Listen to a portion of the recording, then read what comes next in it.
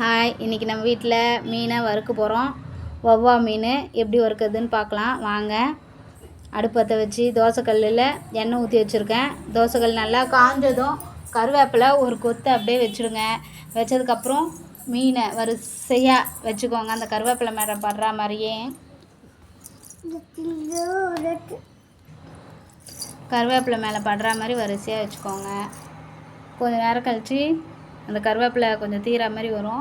அந்த டைமில் நல்லெண்ணெயை சுற்றி ஊற்றணும். ஊற்றுட்டா கொஞ்சம் வெந்துடும். அப்புறம் அப்படியே திருப்பி போடணும். செஃப்பு மாரி திருப்பலான்னு பார்த்தேன், முடியலைங்க. கொஞ்சம் சொதப்பலாக தான் வந்தது. சரி, வழக்கம் போல் இடுக்கியே எடுத்து திருப்புவோம், எண்ணத்துக்கு சீனை போடுவோம் அப்படின்னு சொல்லிட்டு இடுக்கிலேயே எடுத்து திருப்பியாச்சுங்க.